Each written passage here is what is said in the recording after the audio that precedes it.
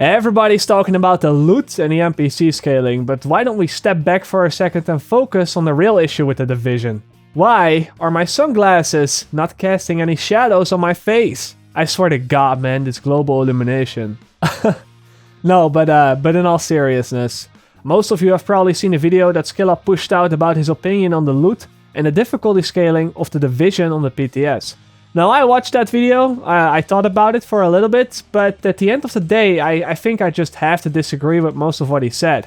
And while I usually do not make response videos like this, I usually feel that they're not needed, this time, however, I really do feel like Skillup looked at this a little bit too much one-sided and went into the video with quite a lot of bias. As far as I can tell, he makes 3 major points in the video, with the first one being that the NPCs are skill too low. They have too little damage, and they also have too little health. Then he states that loot drops are too frequent and that we're getting basically too much loot.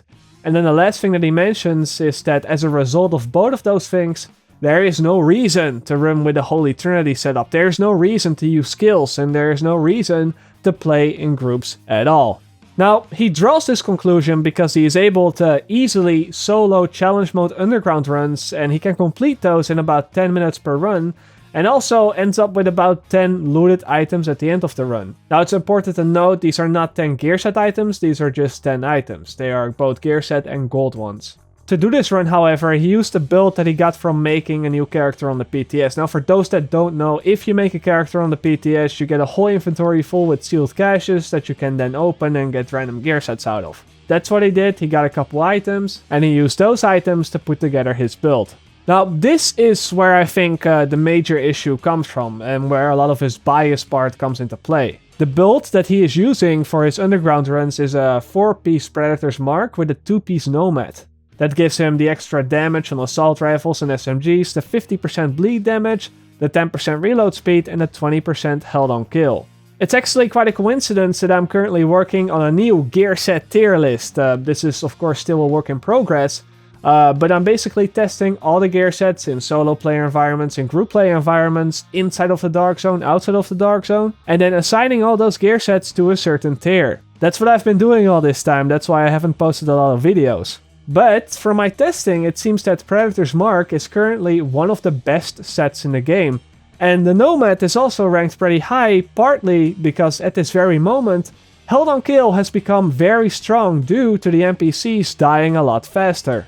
Now, I'm willing to argue that aside from maybe an Alpha Bridge 4-piece and a 2-piece Nomad, the loadout that Skillup is using is the best loadout in the game if you're playing a lot of solo and if you're playing a lot of PvE.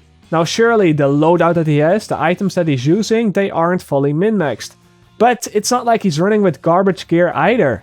His main stats have a pretty good balance between damage and toughness. He has rolled armor on his gear wherever possible. You can see that he has it on the chest piece, on the backpack, on the holster, and on the knee pads.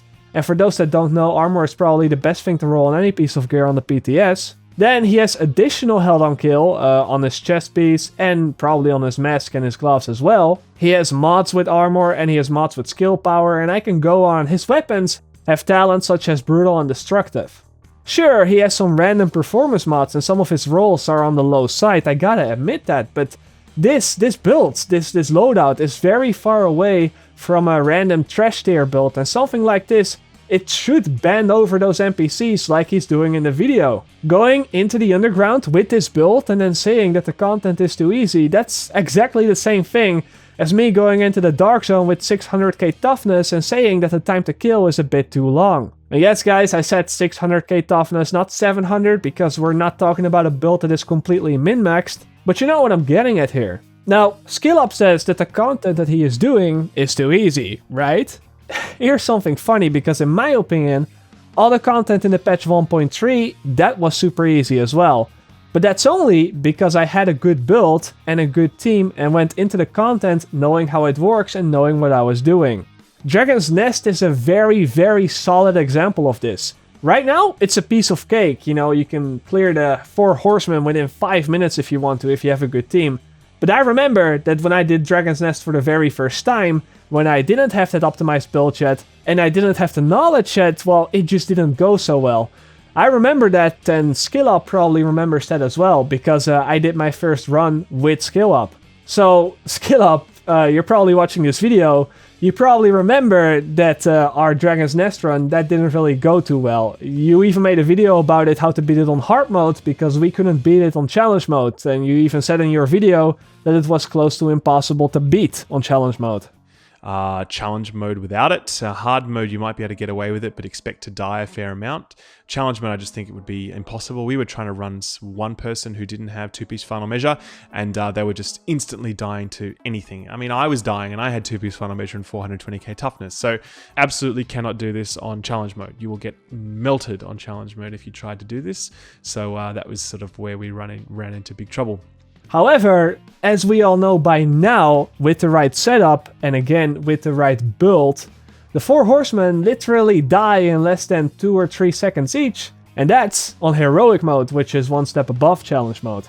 Gear score and builds, they matter a lot. They always have and they always will, and that's why you see so many build video tutorials on YouTube. They are that important.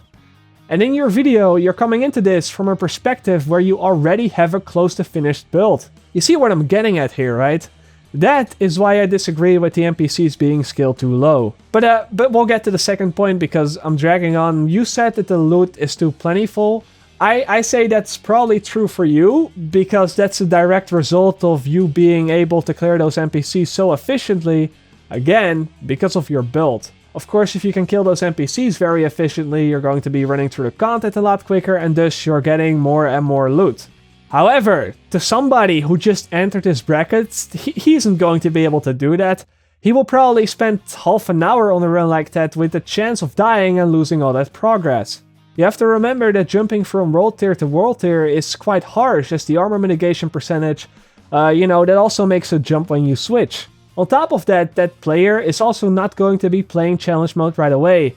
He might, but it's very unlikely. He will probably play it on normal or hard and he will get less and less rewards from that. Again, I can give you the same example with the 4 horsemen. People are able to farm that very efficiently. They're able to run through it in 5 or even 4 minutes.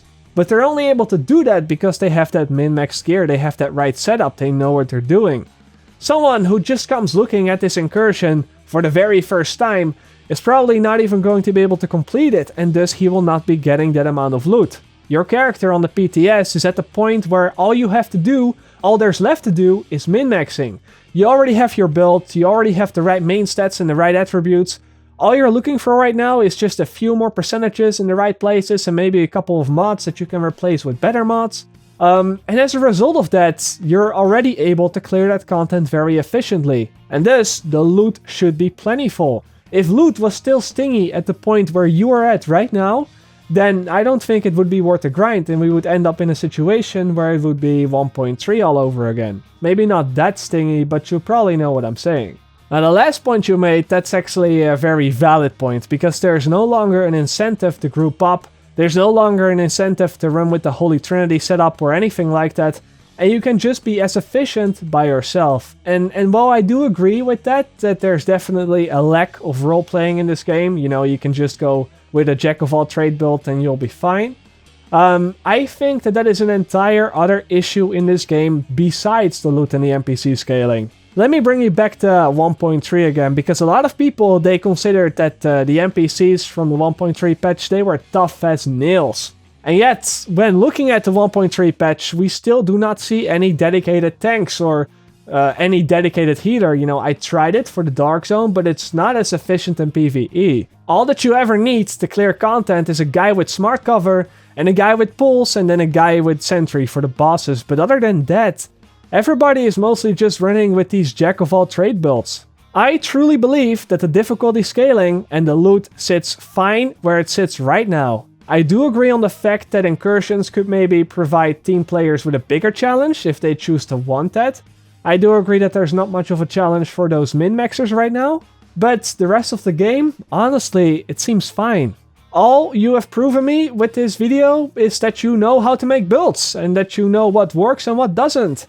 That of course should not come off as a surprise with how much time you spent on numbers cracking, but I also know very well what works and what doesn't, and I honestly I would have been more surprised if your builds did not allow you to effectively farm that solo PvE content. And that's pretty much what I wanted to say. That's what I wanted to get out there. As always, feel free to let me know what you guys think. I'm gonna go back on working on the best in slot video and the tier list video now. They should be coming very soon, but until then, I will see you guys later. Or like they say, in the Netherlands. Zie je later.